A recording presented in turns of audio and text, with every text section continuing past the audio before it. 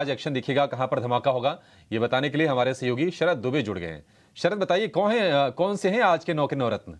सबसे पहला तो एनबीएफसी स्पेस में जो आरबीआई का एक्शंस चल रहा है उस पे लेके जेएम फाइनेंशियल हमारा सबसे पहला शेयर रहेगा। आरबीआई ने जो है बार कर दिया है कि जेएम फाइनेंशियल को अब वो फाइनेंसिंग नहीं कर सकते शेयर्स और डिबेंचर्स को लेके, स्पेशली जो आईपीओ फाइनेंसिंग जो सिंप्लीफाई करे तो इसको लेके जो है एक जो है इम्पॉर्टेंट फ्लो आया है आरबीआई से। और याद रखिए जो लोन अगेंस्ट सिक्योरिटीज़ होती है वो लगभग 10% जो लोन बुक है जेएम फाइनेंशियल का उसको कंट्रीब्यूट करता है। तो ये जो आंकड़ा है ये बड़ा है।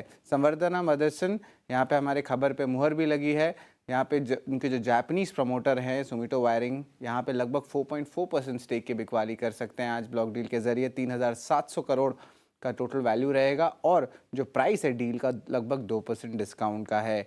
जोमेटो का भी ब्लॉक डील आज हो सकती है। यहाँ पे अली बाबा की जो आर्म है एंड फिन वो लगभग 2% स्टेक की बिकवाली कर सकते हैं। और इम्पॉर्टेंटली हमने कल बताया था आवास फाइनेंसेस के बारे में भी, जहाँ पे पी सेलर्स ने जो है एग्जिट लिया है, लेकिन जो बाइंग आई है वहाँ पे जो है अमानसा और एसबीआई म्यूचुअल फंड ने लगभग 11% स्टेक की एक्विजिशन की है। एंड ऑफ कोर्स थोड़ी सी अपग्रेड्स भी आई हैं सिटी से।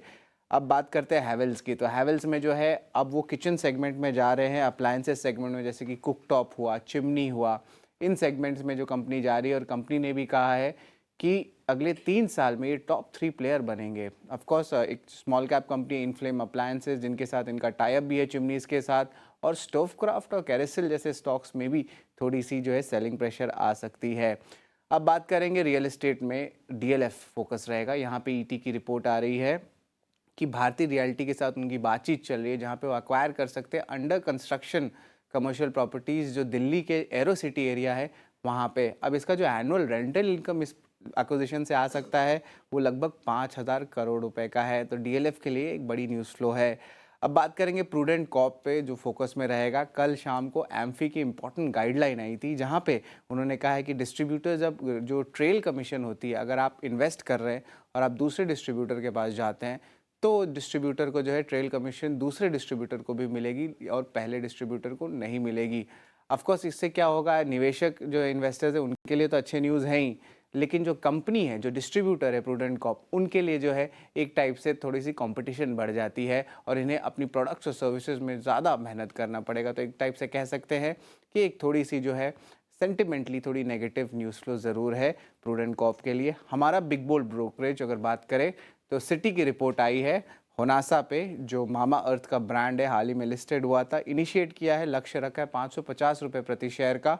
और उन्होंने कहा है कि लॉन्ग टर्म पोजीशन जो है, लॉन्ग टर्म ट्रिगर्स जो है लंबे समय के अवधि के लिए जो है मार्केट पोजीशन और ग्रोथ एक्सेलरेशन और जो नए सब कैटेगरीज में कंपनी बढ़ रही है उसके कारण एक पॉजिटिव ट्रिगर बन रहा है।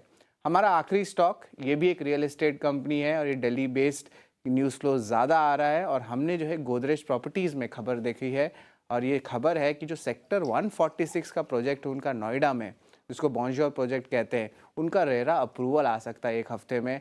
और इम्पॉर्टेंटली ये 3 BHK वाले ज़्यादा यूनिट्स रहते हैं, लगभग 450 से 500 यूनिट है।